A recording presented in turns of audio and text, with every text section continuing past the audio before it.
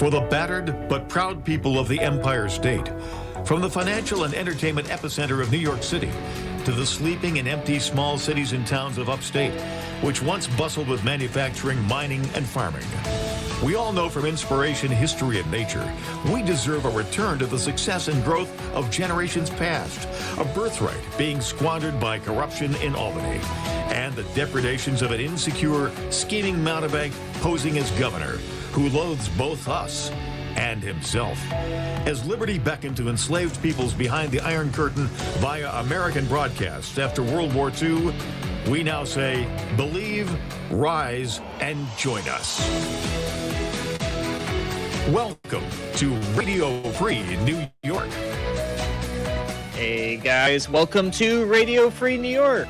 I'm your host, Andrew Hollister, and we've got Kevin Wilson here with us for our Talk of the Town. Hello. Hey, Kevin, good to have you here. Yeah, good to be on. Well, I'm excited to talk today. So today is Tuesday. It's our Talk of the Town, and we've seen video footage, we've seen pictures, we've heard news reports about what happened over the weekend in Rochester. But Kevin, you actually attended the protest, and I think everybody's going to be really excited to hear what you have to say about it, because you are not the mainstream media. You're not here to generate hype. And I'd like to think you're a pretty honest and straightforward guy. So, I think you can probably provide a perspective to all of us that we're not actually seeing in the media. So I'm going to let Kevin do, I would say, the majority of the talking today. Why don't you go ahead and just take us through how you found out about the event, how you ended up there, why you were there, all that stuff. I'll let you take it away. Yeah, so I found out about the event online. I saw several people going to it. There's organizers putting together a rally in Rochester. I was like, all right, should be a part of this thing. I wanted to see what was going on, right? And I thought it was important for libertarian candidates like myself and libertarian party representatives to show up. That's why I showed up in that capacity. But I also expected to come on this show today and kind of report back too. But I showed up because let me jump in real quick for those who might not know. Kevin, what are you running for? Oh yeah, I'm running for Congress in New York 25th Congressional District. So I am running for office. And speaking of which, because of that, if my opponents want to come on the show and chat with Andrew at any time, you're welcome. I'd love to talk with them. Absolutely. Yep. Yeah. So anyhow, I heard about this process. The reason I wanted to be there is because I think that there's a kernel of something really important that I think all Americans agree with. It's that we want to make sure that when there's state violence against innocent people or people who are accused of crimes, when you have situations where police kill someone that they are trying to bring into custody, that's a problem. That's a failure of the American justice system. That's a failure of the American policing system. And I think the unifying theme of the protests and the rallies this weekend was that. Stop killing people. That's what it is. It's bringing to light the failure of the criminal justice system when it kills people.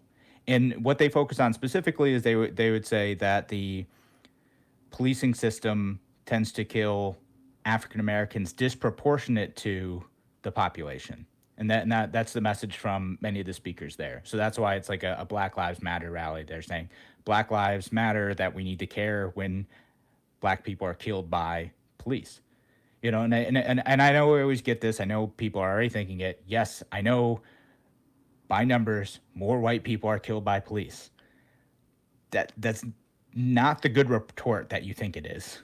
It's still a lot of people. Is it more percentage wise, or is it just more numbers wise? So it's higher in both percentage and numbers.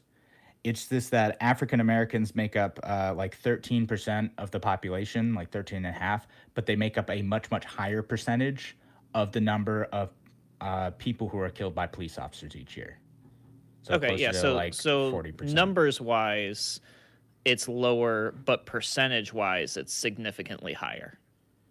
For African Americans. Yes. Yes, I just wanted to make sure that was clear because it was a little unclear. Yeah. But in either situation, we shouldn't, look away from the violence that's done against African Americans or against, white Americans or against Native Americans too, who are also a group that's killed way out of proportion with their population as well. So there's a lot of these big issues with police violence, and libertarians have been talking about these issues, how the war on drugs exacerbates this, police militarization exacerbates this, and just kind of the way police officers are trained too. And we talk about this on the show a lot. Every law that we have may be an opportunity for the state to use violence against you. It shouldn't happen that way, but it can happen that way. So, kind of the libertarian solution is we need to think really, really hard about whether or not a law is necessary, because if you are being detained in the process of breaking that law and you refuse or resist, or even don't resist, you're just being detained in some way, you could end up getting hurt or you could end up getting killed. So, each bad law is an opportunity for the bad cops out there to exercise their power in an abusive way and to hurt people. So we need to look at all of our laws. We need to decide, is this really worth enforcing potentially with violence? So when we look at things like victimless crimes, we want to stay away from it. Go ahead. And I saw a very interesting message over the weekend. When we talk about these situations where a law enforcement officer does abuse their power and it results in serious bodily injury or somebody's death, and it makes it to the media, we talk about it, and very often a term comes up that is, well, there's a few bad apples, and we shouldn't be talking about everybody. These few bad apples, these few bad actors, these bad people who end up in law enforcement that really kind of tarnish the name. And I've always kind of discussed it in that that type of conversation. And something I saw over the weekend, I forget who said it. I think it was part of a comedy skit. They said, a few bad should not be acceptable in society. They said, could you imagine American Airlines saying, hey, some of our pilots like to land? And that really kind of changed the perspective for me a little bit, because I realized, like, yeah, you know what? Why as society do we look at when these things happen and we go, oh, well, there's always a few bad ones in there, and we just kind of like write it off. But if that was the case with a great example, airline pilots, a lot less people would be willing to fly, because even a few opportunities of a crash landing, people would lose faith in that industry and in that organization. So once we apply something similar to that to law enforcement, I think we should be asking for more. Yeah. And, again, it's there's not an acceptable level of abuse. Like, again, if you have abusive behavior in your ranks, you need to get rid of it immediately, because, again, we entrust, well, I don't entrust, but people generally entrust the state to use the monopoly on violence that has been given to them responsibly, right? And again, if they're using that disproportionately, they're using it to hurt people, they're using it to enforce unjust laws, they're using it to break up peaceful assemblies, that's a problem. Yeah, no, I totally agree. And this kind of relates a little bit to what we talked about yesterday. And I definitely encourage you guys to check out yesterday's show, where we talked about how laws that have exclusions for people based on their position in government really create two different classes of people: us, the common citizen, and then those who the rules don't necessarily apply to. And I think it's a huge problem. We spent almost the whole hour talking about that. So if you missed out on that, I would definitely go back and listen to yesterday's show. Yeah, no, it was a good episode. Definitely worth listening to. And we do have a couple of comments. Samantha says, may only be a few rotten apples, but they spoil the entire basket, right? A few bad apples spoil the whole bunch, right? And Angela's online saying, people are human. You'll have bad apples among the good. The issue is how to deal with those bad apples so they're fired from those positions and not protected by their peers. That's a big thing. But again, to me, knowing that there are going to be bad people, that the people who are involved with enforcing the laws of government are human and they're imperfect and they have tendencies towards rage and imperfections. My solution is to reduce that power, to make it so that only the laws that are absolutely necessary are enforced by the police. You don't always need a situation where police officers are going to come in and do that type of thing. And for the people who are making the argument that the system has racist biases, that seems like a solution for them too. If the system's racist, reduce the power of the system to hurt you. Yeah, no, absolutely. All right, guys, we're going to take our first break here of the hour. When we come back, we're going to continue this discussion and explore it further. You guys are listening to Radio Free New York. We'll be back in a moment.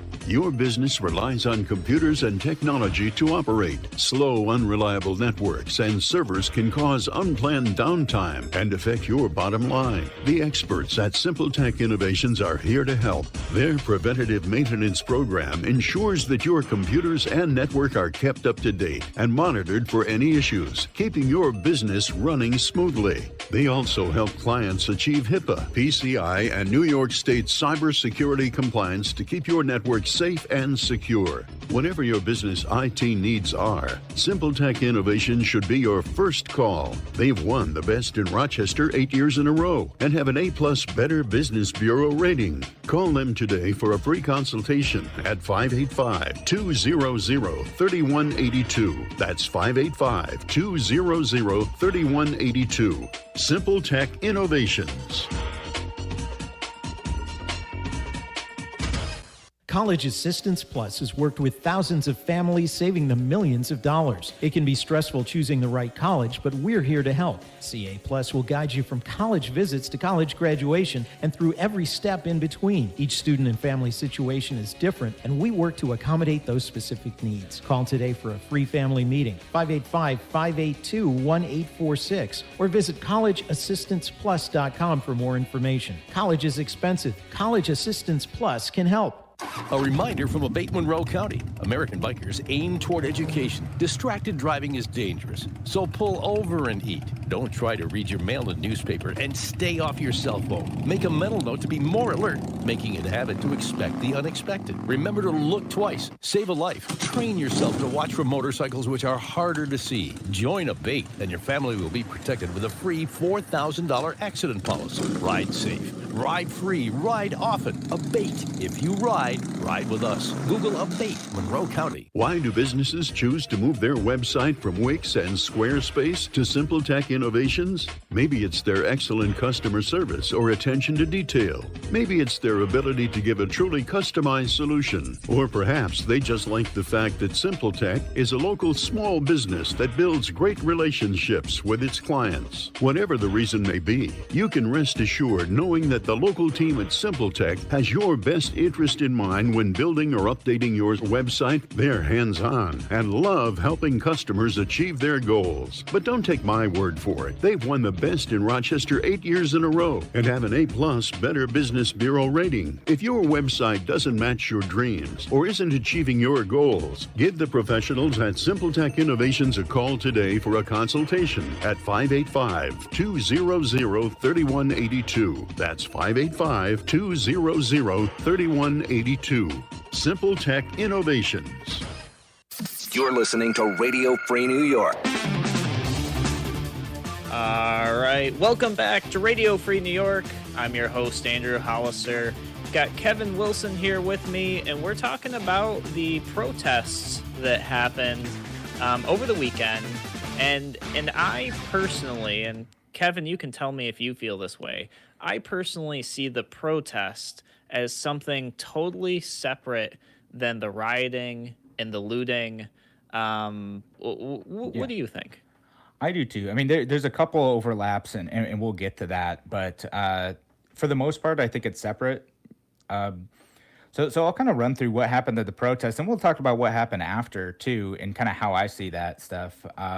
Because at the protest itself, it started out in Rochester. It started out at Martin Luther King Park, and there were some speeches given down there. A few things that again, the overarching theme is an end to state violence, right? A couple other things too. There's a few of us down there. There's a couple other libertarian candidates. We're just kind of watching, listening. Not trying to take up a ton of space. Just being all right. Like we're just going to be here to see were what's there going candidates down there that weren't libertarian candidates? Like, did the Democrats show up? The Republicans? I know Green Party had somebody there. We'll talk about that later. So here's the only one that I saw. I saw there's like a picture of Adam Bello at it, but he was the only other candidate I saw. The organizers were really grouchy and being like, don't hand out lit and stuff, which is, I came with stuff, but they're like, don't hand that out. And I'm like, all right, I'll be respectful. I'll just listen. I'll do my thing, right? I'm here to learn, just kind of understand the perspective of people that I hope I can earn the votes of, right? Like that was what I was coming in with. But so people gave speeches, a handful of people got up, did that. And then there's a march through downtown.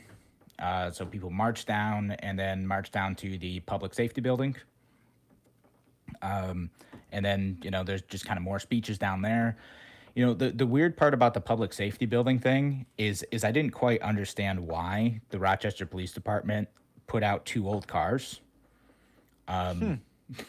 So they were kind of anticipating stuff to happen already, maybe. Yeah, like they knew. I think they knew that the organizers were going to march down there and they're going to give more speeches, and that's what happened. And I'm like, all right, if you knew this, why put out 2 old cop cars? Why? Yeah. What do you save all the other stuff? I don't know. Right. Maybe they're just hoping like, oh, people will take out their energy on that, and then that'll be the end of it. So I would love to hear from the Rochester Police Department on what was going on with that, or if it was unintentional or whatever.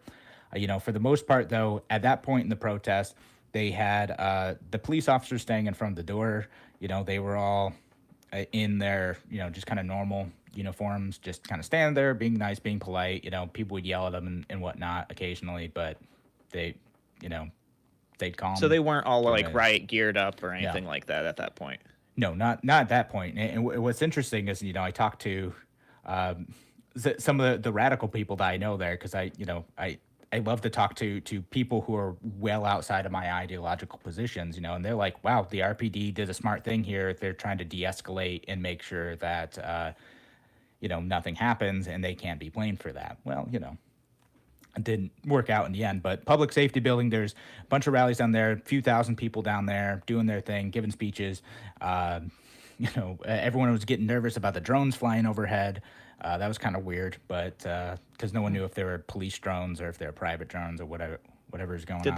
Did that ever come out? Who owned the drones? No, that's the but first I've heard of it. Yeah, no, but they're drones. They're little drones flying overhead. There were like pictures that the RPD put out that looked like they might have been aerial shots. So I don't know if that might have been they're just like, if someone was causing trouble, they'd take some photos of them. That's kind of what I suspect. But most of the time, when the drones kind of got in close to the crowd, everyone would just give them the finger. So, that's how it goes. I saw people there. It's interesting. Like most of the people who are, I'll say who are self-identified anarchists, and they're anarcho-communists. So I'm not going to get into that whole debate. But they were there as medics, and they were handing out food and whatnot. So most of the people that like would identify themselves with that kind of faction, that's what they were doing at that point.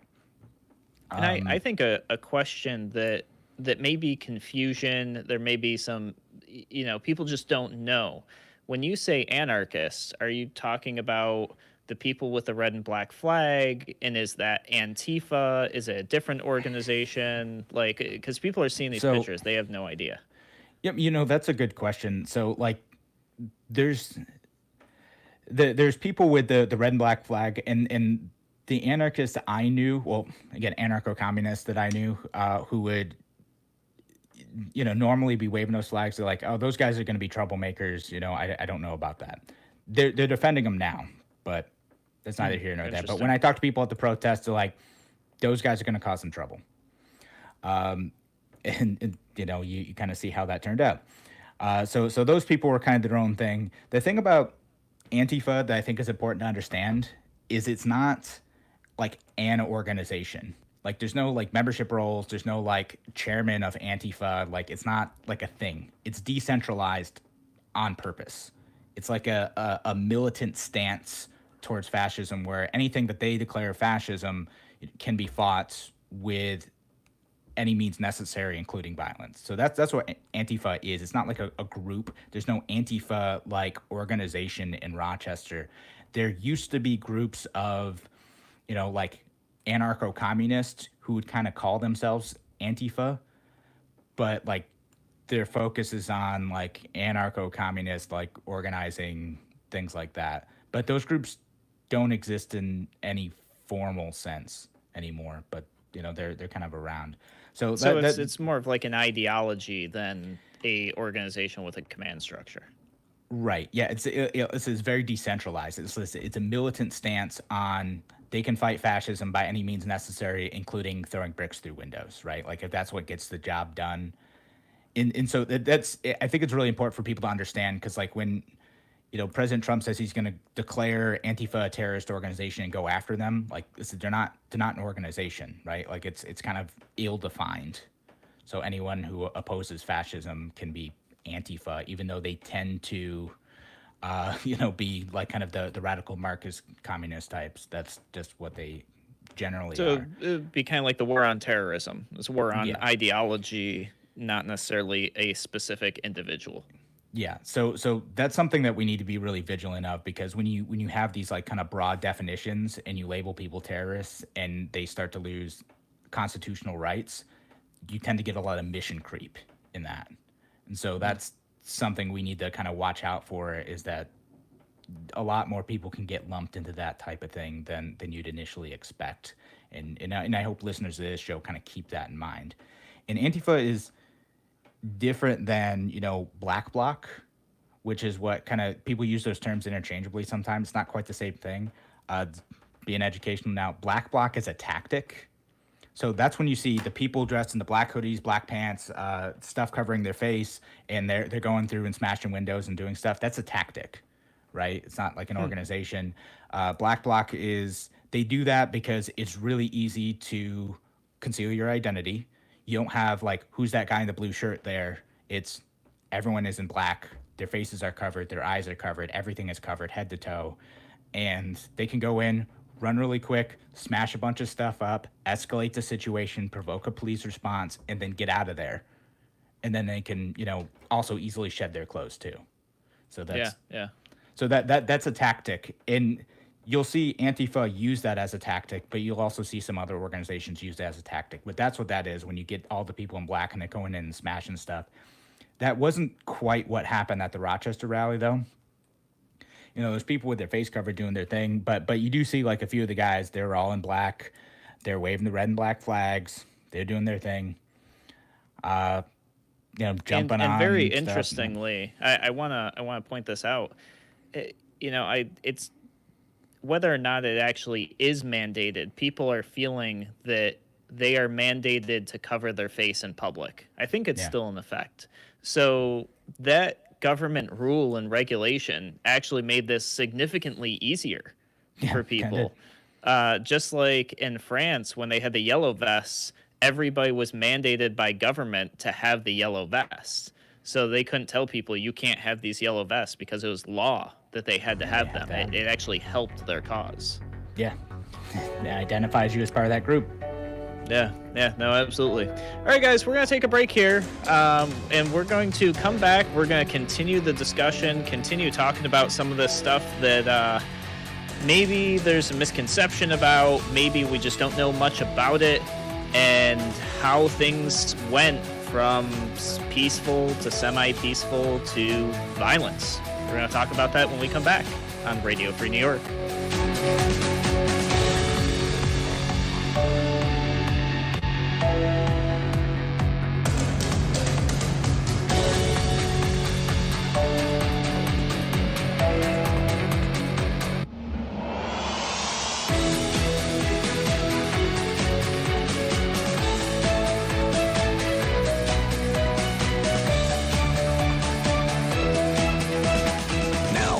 Twice the power. WYSL. More powerful FM 92.1, FM 95.5 West, and 1040 AM WYSL Avon Rochester.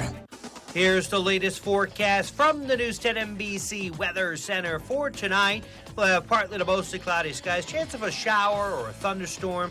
Temperatures near 60 on Wednesday. Sun and clouds, warmer, touch more humid, mid to upper 70s. Slight chance of a shower or storm, but most of the day will be dry. Nice weather Thursday in the low 80s with plenty of sunshine. I'm Rich Cadelia on WYSL. Only a fool would give up his guns and expect the government to protect him. The government can't even stop telemarketers. Let that sink in. Because your future is worth it. Mgm Associates Insurance. Proudly serving the region since 1984, MGM can meet your coverage needs, ranging from home, condo, and auto, all the way to specialized policies for business, workers' comp, to limo and taxi insurance, and coverage for tech professionals like IT specialists. They can also help lead you through the confusing maze in the new world of health insurance coverage and options. Mgm Associates is large enough to serve you, but small enough to care, so you don't have to wait in line on some 800 number to get prompt personal attention. Mgm Associates is the only winner of the National Best Practices Award 5 times in a row. MGM is proud to support veterans groups, including Heroes Home Advantage. For your personal, business, home, or professional insurance needs, put the experience of Mgm Associates Insurance on your team. Locally and proudly owned at 1745 Penfield Road in Penfield.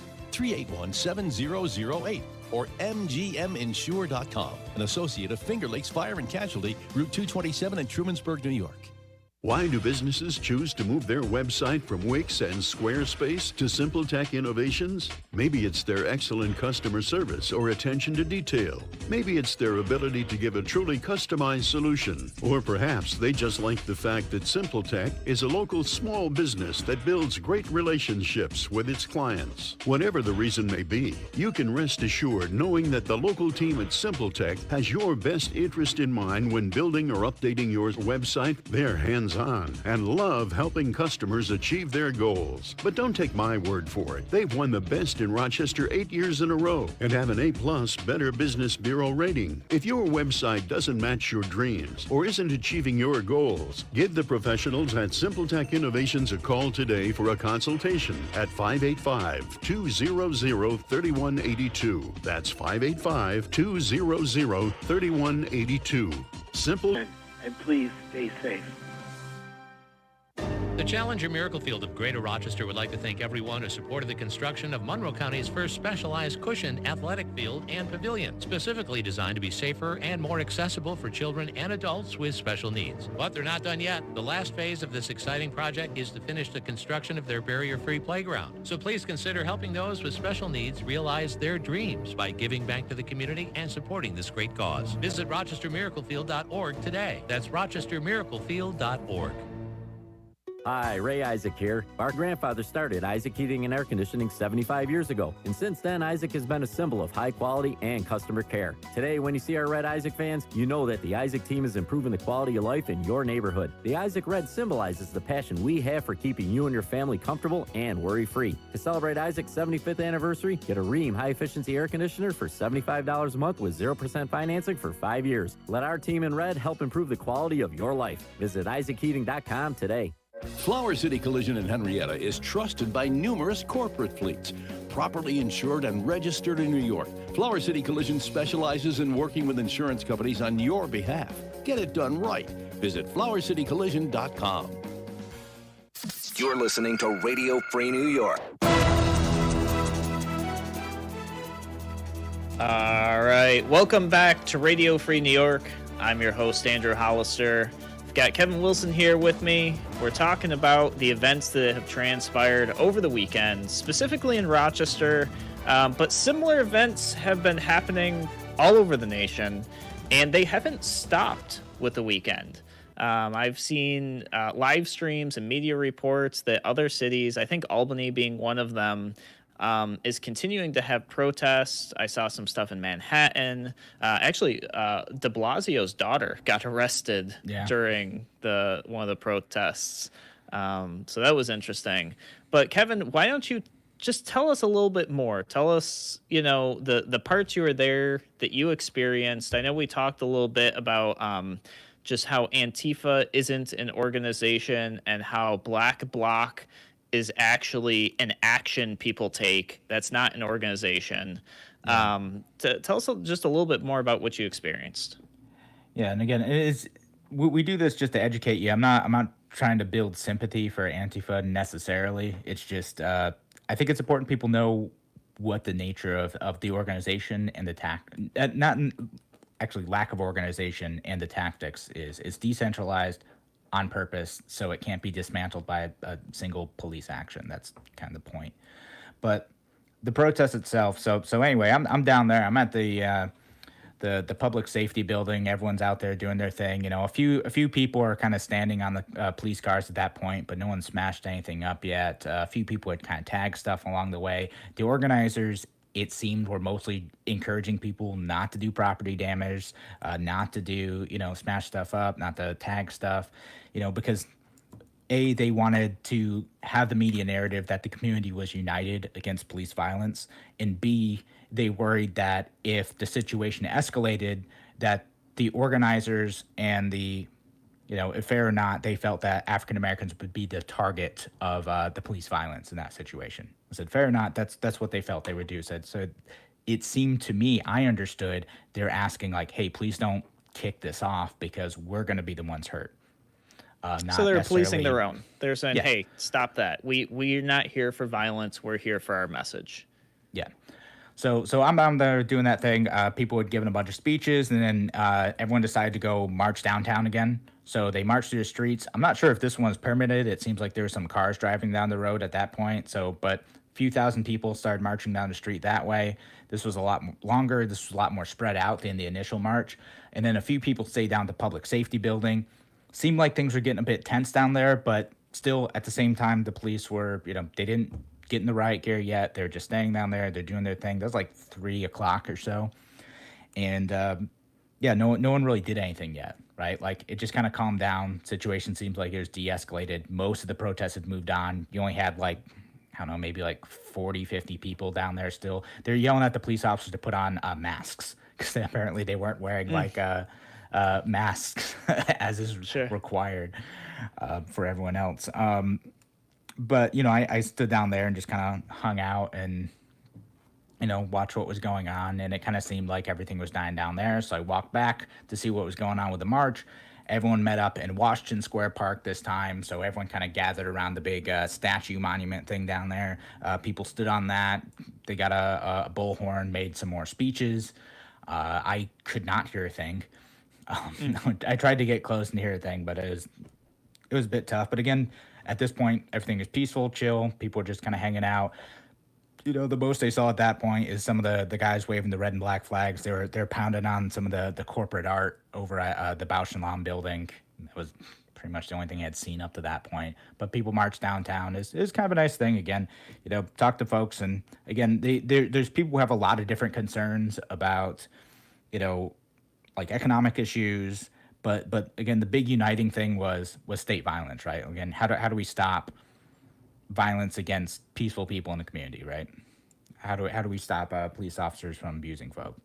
So I stayed down there. I listed all the stuff going on. That ended up kind of, again, winding down. Other than there was I guess 2 counter protesters there who were, doing whatever they're going to do. A bunch of people came over and yelled at them. The organizer, just ignore those guys. They're just, forget about them, right? It's 2 people. Don't give them the attention that they want. But yeah. Oh, and someone was asking, was everyone wearing masks and social distancing? Everyone was wearing masks. Social distancing, sort of, right? Like, questionable. Yeah. Yeah, I mean, with it's like- 2,000 people, I mean, that seems like it would be pretty hard to social distance. Yeah, like for the most part, people are trying to give each other space. Like you don't. It was weird anyway. Even in normal times, like I want to be like within 6 feet of someone I don't know. Yeah. So there are clumps of people occasionally, but whatever. It's going to be interesting to see if there is any kind of outbreak. But pretty much everyone there was wearing a mask, except for a couple of those police officers apparently. But yeah, so I stayed down there, listed this stuff after that. 4:00 is good. Our friend Will, who has run for office before, he was waving a Gadsden flag, and people were kind of initially weirded out by that. And Peter Vasquez was holding it for a little bit too, and people were like, "Oh, are you like?" People thought it was like a white supremacist thing. Of course so did. people would just kind of ask them. I mean, because you do occasionally get white supremacists who co-opt that symbol that's supposed to be a symbol for liberty, and they take it and they use it and abuse that symbol and try to give it different meaning. So they asked about it, but it ended up being good conversation for a lot of folks. And then people asked me like, "Hey, someone's waving a Gadsden flag. Is that your guy?" I'm like, "Yeah, that's my guy. I know him." How about for him? Yeah, he's fine. Nice. So yeah, and then kind of after that, it seemed like there's still a few speeches going on, but I ended up leaving, and then I could see a whole bunch of other people leaving behind me. That was like at 4:15, 4:30, and most of those thousands of people, it kind of broke up at then. They went home, but apparently a good chunk of that crowd decided to go back to the public safety building. Again, this is after I left, and then that's when things started getting messy, right? That's when people started smashing stuff. People started really kind of kicking off an escalated response. If you listen to them, they say that by that point, the police felt like, oh, the rally's over, time to go home, geared up, and started firing pepper balls. People they're like, all right, shut it down, get them out of here. If you believe the police, then it's that that people had already started smashing stuff and destroying property at that point, and it was starting to escalate. People were whipping themselves up into a frenzy, and so they had to stop in order to maintain order, right? So and I legitimately don't know where it started in this situation, but I do know you got that one guy who's I'll say because he posted about it on social media. A Green Party candidate was on top of police cars and smashing stuff and kind of kicking stuff off. And again, those guys, they kind of make me mad because if they're whatever down with the cause, they're out marching in front of the protesters, getting in front of all the pictures, and then making themselves the center of attention by smashing vehicles, drawing attention away from the kind of unified community cause of stopping state violence that disproportionately impacts black people.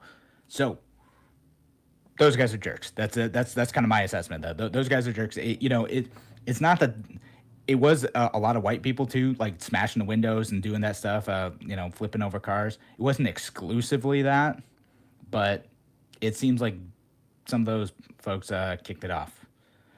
Yeah, and one of the things I found very interesting, I started seeing the media post pictures of people claiming that they were outside agitators, that they weren't from here. These folk don't look like they're from around here. I saw it passed around actually by another prominent radio show host in the Rochester area. And turns out that person who they posted about has been in Rochester for at least the last 5 years. Yeah, they're from Rochester. Yeah, yeah. That was nonsense. Every mayor said that. Yeah, and I have yet to see any valid or substantiated data saying that any of these people who were here are not actually Rochester residents. Every single claim that I've seen so far has been proven to actually be a Rochester resident.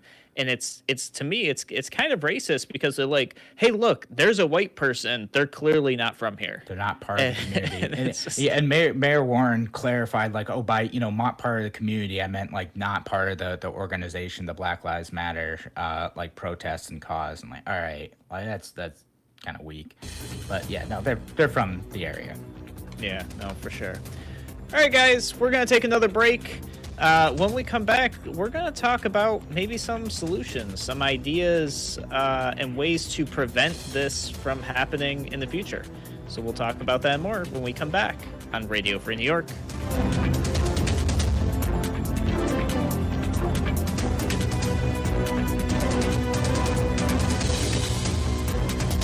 Why do businesses choose to move their website from Wix and Squarespace to Simple Tech Innovations? Maybe it's their excellent customer service or attention to detail. Maybe it's their ability to give a truly customized solution. Or perhaps they just like the fact that Simple Tech is a local small business that builds great relationships with its clients. Whatever the reason may be, you can rest assured knowing that the local team at Simple Tech has your best interest in mind when building or updating your website. They're hands-on and love helping customers achieve their goals. But don't take my word for it. They've won the best in Rochester 8 years in a row and have an A+ Better Business Bureau rating. If your website doesn't match your dreams or isn't achieving your goals, give the professionals at Simple Tech Innovations a call today for a consultation at 585-200-3182. That's 585-200-3182. Simple Tech Innovations. Aircraft Environmental Systems proudly supports Radio Free New York.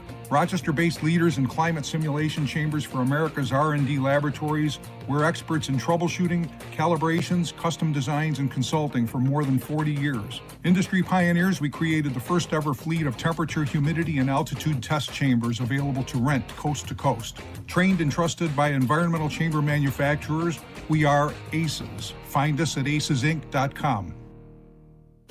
It's time to reopen Livingston County. We're a group of citizens advocating an immediate end to so-called pause orders, threatening the livelihoods of local business owners and free choice for consumers. We believe all businesses are essential and all workers are essential workers. We urge everyone to support your local small business and small business owners to open back up immediately. Permanent economic losses are far more dangerous than the hyped COVID scare. Reopen Livingston, a group of your concerned neighbors and citizens proud of our freedoms and our Constitution.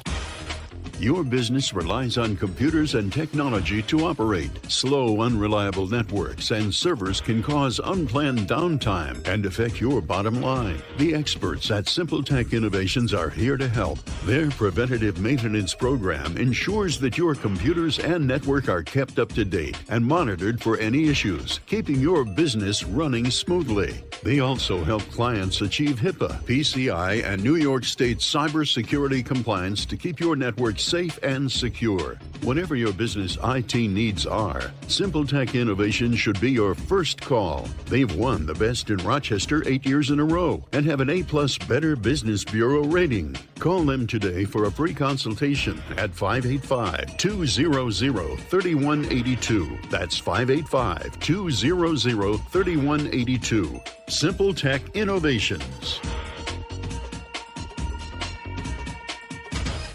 Radio Free New York. All right, welcome back to Radio Free New York. I'm your host, Andrew Hollister. We've got Kevin Wilson here.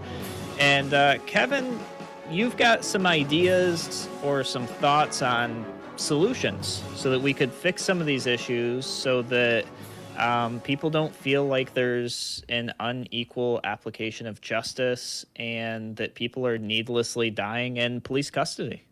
Yeah.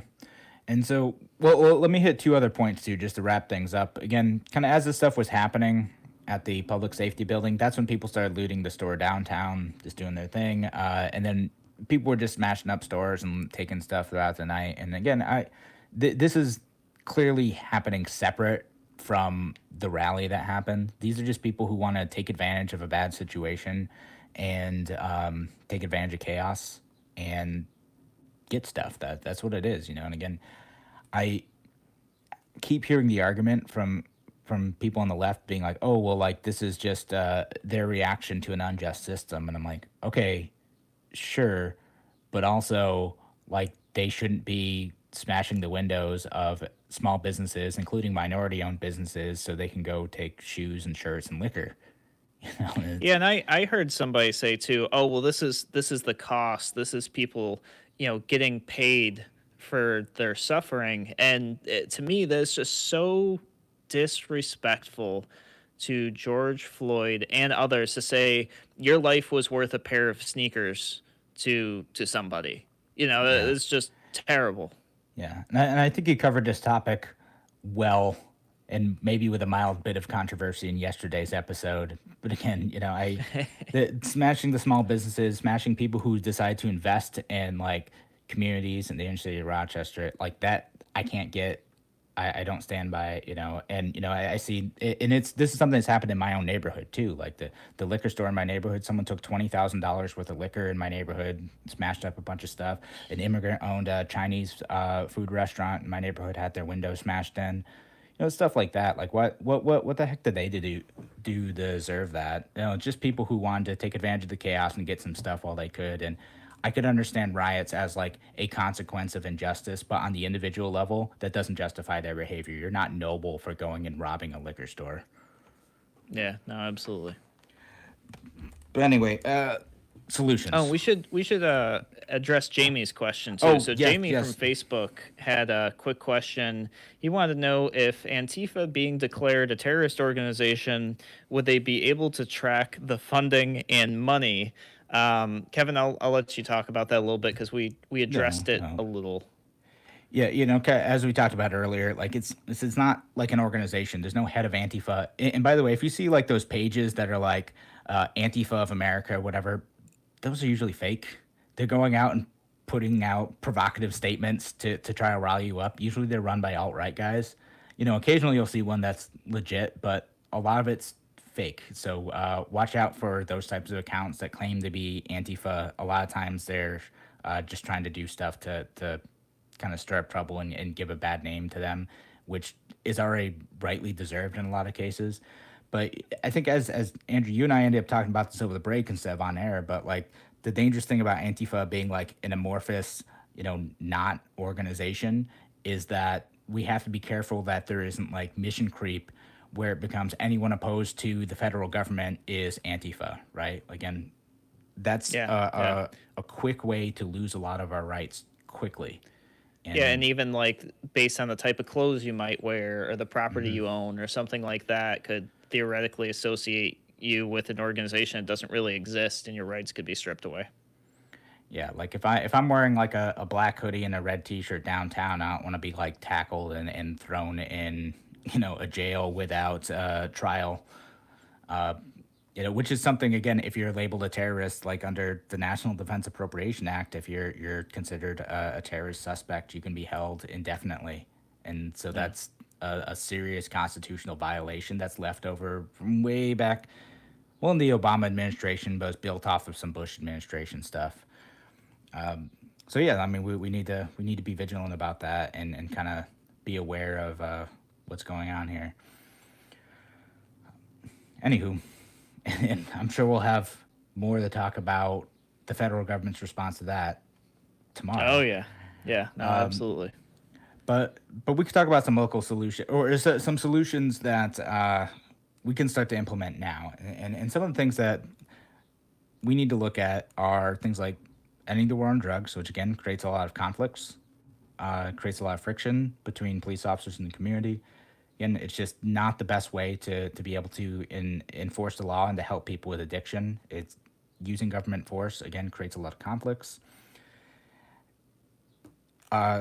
Police militarization, too. That's another thing, is that police officers or police departments are able to purchase surplus military equipment and old military equipment from the U.S. military. And, it's one of those things, if you are getting all this tactical equipment, you get extra body armor, you get better guns, you get MRAPs, you get that type of stuff. You want to use it. Sometimes that's where it goes. And the way we see it manifest itself is in no-knock raids, which, is another sticking point for many of the speakers at the rally. And we've seen no-knock raids, kill people before. People will sometimes hit the wrong house. Hit the wrong house. Yeah, wrong address. Oops, sorry. And guess what? If you're a gun owner and you're like, someone is breaking into my house, with guns, you want to defend yourself. Well, guess what? If you shoot a police officer, you're probably going to jail if you don't get killed in that process. Yeah. And maybe your family gets killed too. Yeah. There's stories. There's a story out of Georgia a few years ago of an infant getting hit by a flashbang grenade. Yep. Wrong house. They hit the wrong house. They threw a flashbang grenade in a child's crib.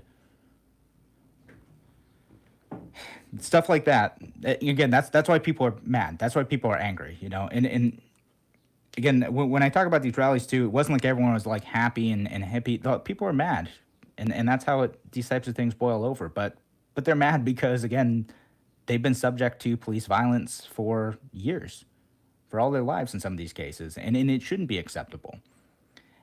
And so we need to start figuring out ways, you know, how can we reduce situations that put police officers in a position where they may hurt someone, right?